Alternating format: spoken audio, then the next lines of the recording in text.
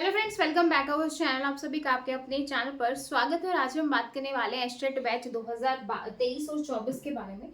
जैसा कि आप सभी को पता है कि भाई जो आपका एस्टेट का एग्जाम है वो नवंबर और दिसंबर में जो है कंडक्ट करवाया जाता है। तो उसी के रिगार्डिंग जो है पीजीटी कंप्यूटर साइंस का जो है बैच स्टार्ट हो रहा है। कहाँ पे स्टार्ट हो रहा है? एनएस क्लासेस ऐप के ऊपर स्टार्ट हो रहा है। जब आप प्ले स्टोर पे जाओगे, प्ले स्टोर पे जाने के बाद वहाँ पे आप एनएस क्लासेस ऐप को डाउनलोड कर लेना।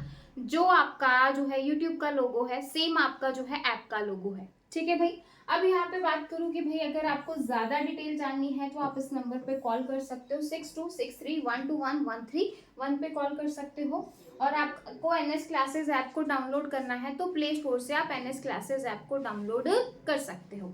ठीक है भाई। अब इस कोर्स में हम किस तरीके से जो है क्या क्या करने वाले हैं वो मैं आपको बता देती हूँ। इसमें जो आपका पीजीटी कंप्यूटर साइंस है वो आपका काफी स्ट्रांग हो जाएगा। यानी कि पीजीटी कंप्यूटर साइंस की जितना जो आपका 60 मार्क्स का पोर्शन है, एस्टेट जो है टोटल आपका पीजीटी का 150 मार्क्स का होता है। पीजीटी हो, पीआरटी हो, टीजीटी हो, सारे 150 मार्क्स का होता है, जिसमें ये क्वालिफाइंग है। और इसकी जो वैलिडिटी है वो 7 साल होती है। ठीक है भाई। अब इसमें क्या है कि भाई एक आपका 90 मार्क्स का होगा और एक आपका 60 मार्क्स का होगा। ये जो 90 मार्क्स है ये आपका कॉमन पार्ट है। ठीक है भाई। ठीक है। और एक है आपका जो आपका सब्जेक्ट होगा। ठीक है भाई। इस 90 मार्क्स की अगर बात करूं तो इसमें 30 नंबर की साइकोलॉजी। ठीक है भाई, चाइल्ड। और इसके बाद 15 number Hindi, 15 number English, 10 number 30 marks का ये होता है जिसमें 10 नंबर का मैथ, 10 नंबर की रीजनिंग और 10 नंबर की हरियाणा जीके रहती है। क्या रहता है? हरियाणा जीके। ठीक है। तो ये आपका पूरा जो है आपका 90 मार्क्स का है जो कॉमन पार्ट अपन बोल रहे हैं। और जो सब्जेक्ट है वो यहाँ पे हम कंप्यूटर साइंस की बात करेंगे। इस कंप्यूटर साइंस को भी अपन डिटेल में यहाँ पे जो है देखने वाले हैं कि कौन सा सब्जेक्ट है, क्या क्या चीजें हैं। वैसे तो मैंने जो आपका एस्टेट का है वो आपका जो यूट्यूब चैनल है वहां पे भी मैंने बहुत सारा जो है आपका 10 days crash course, 40 days crash course, last time हमने पीवाईक्यू किए थे 2014 से लेके 2022 तक, सारे पीवाईक्यू आपके अवेलेबल हैं। मतलब सब कुछ यहाँ पे करवा रखा है। बाकी हम जो है आपको पेड में कैसे मिलेगा? लाइव क्लासेस मिलेगी। क्या क्या मिलेगा भाई? लाइव क्लासेस मिलेंगी। अब लाइव क्लासेस में क्या होगा? आप मुझसे इंटरेक्ट कर सकते हो। टेलीग्राम पे पेड ग्रुप है, फ्री वाला ग्रुप अलग है और टेलीग्राम पे जो पेड वाला ग्रुप है वो अलग है। ठीक है भाई। टेलीग्राम पेड ग्रुप है आप लोगों का जिसमें आप अपने डाउट्स वगैरह सब बच्चे, आपको बाकी बच्चे भी मिल जाएंगे जो आप उनसे जो है एक दूसरे से कनेक्ट कर सकते हो। 90 मार्क्स में क्या करना है, तो ये सारी चीजें आप एक टीम के साथ काम कर सकते हो। समझ में आया? तो लाइव क्लासेस होंगी। उसके साथ अब कई बार ये होता है कि भाई अगर मैडम मेरी लाइव क्लास मिस हो जाए तो क्या होगा? अगर आपकी लाइव क्लास मिस हो जाती है तो वो आपको रिकॉर्डेड फॉर्मेट में मिल जाएगी। यानी कि 1 घंटे के बाद वो आपको रिकॉर्डेड सेशन मिल जाएगा। ठीक है भाई। तो रिकॉर्डेड भी आपको मिलेगा, लाइव भी मिलेगा।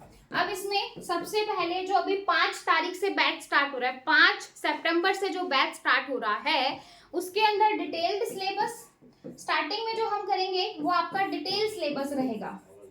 ठीक है। जो आपके कंप्यूटर साइंस के जो सब्जेक्ट है ना वो पहले डिटेल में रहेंगे। उसके बाद एग्जाम टाइम आने के बाद रिवीजन प्लस क्वेश्चंस, यानी कि जो पीवाईक्यू है, एस्टेट के पीवाईक्यू है वो तो करेंगे ही, प्लस जो आपके DSSB के पीवाईक्यू हैं या एनवीएस के, केवीएस के, तो जो भी पीजीटी लेवल के पीवाईक्यू हैं वो भी अपन कवर करेंगे। तो एक तरीके से आपकी बहुत अच्छी प्रिपरेशन हो जाएगी। क्योंकि एमसीक्यू क्या कहता है? एमसीक्यू कहता है कि जितनी प्रैक्टिस करोगे ना उतनी ही आपको क्लैरिटी मिलेगी। कहाँ पे? उन 4 ऑप्शन में से अपने एक सही आंसर को ढूंढने में। ठीक है।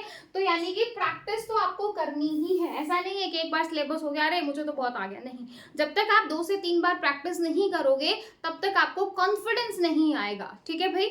और ये ज्यादातर बच्चों के साथ होता होगा कि जब आप एग्जाम देने जाते हो, एग्जाम देने जाओगे तो हो सकता है कि आपने सेम क्वेश्चन पढ़ा हो लेकिन रिवीजन ना होने की वजह से आप उसके ऑप्शंस, क्योंकि ऑप्शन बहुत नियर बाय होते हैं और हम कंफ्यूज हो जाते हैं, ये था या ये था। ठीक है।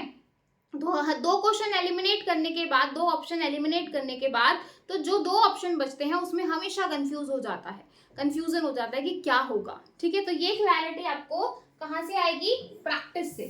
अब मैं आगे बात करूं कंप्यूटर साइंस के जो मेजर सब्जेक्ट्स हैं, जहां से ज्यादा आता है, ठीक है। सबसे पहले है आपका MS ऑफिस, और अगर आपने देखा हो तो मैराथन, 2 मैराथन है भाई, है ना। एक तो स्पेशली मैंने एस्टेट के लिए करवाई थी, पूरी 12 घंटे की क्लास है, अगर आप उसको भी अच्छे से करोगे तो भी आप वहां से काफी अच्छा स्कोर कर सकते हो। तो MS ऑफिस, ठीक है भाई। उसके बाद C++, कंप्यूटर फंडामेंटल,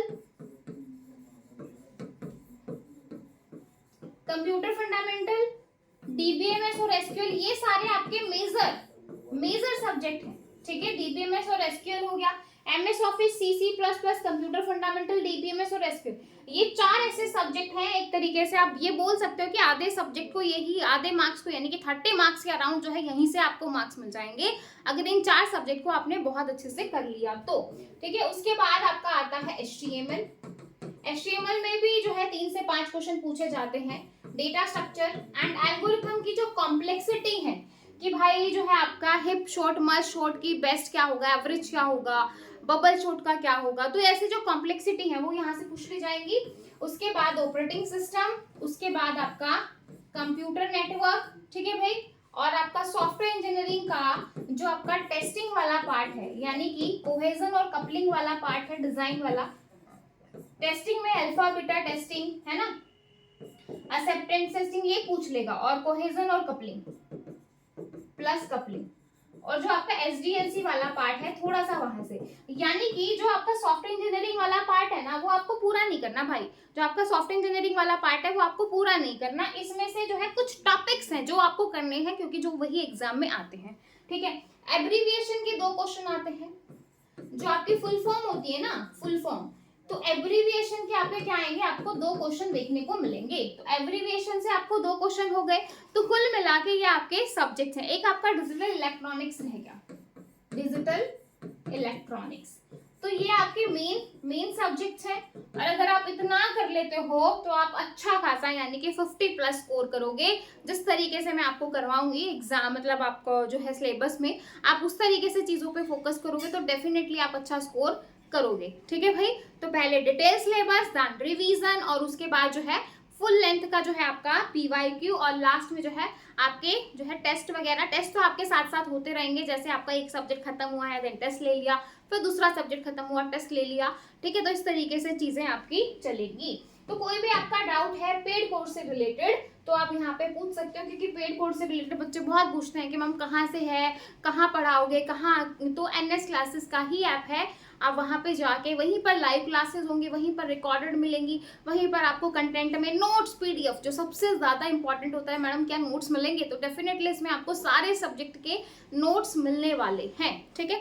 तो ये आपका ऑल अबाउट है, आई होप आपको अच्छे से समझ में आया होगा। फिर भी अगर किसी भी बच्चे को पेड कोर्स से रिलेटेड कोई भी डाउट है तो आप कमेंट सेक्शन में पूछ सकते हो। फिर मिलेंगे, डाउट पूछ लेना, और वीडियो अच्छी लगे तो लाइक कर देना, और अगर कोई बच्चा स्टेट की प्रिपरेशन कर रहा है तो उसके साथ आप शेयर कर सकते हो। Bye bye, take care, thank you.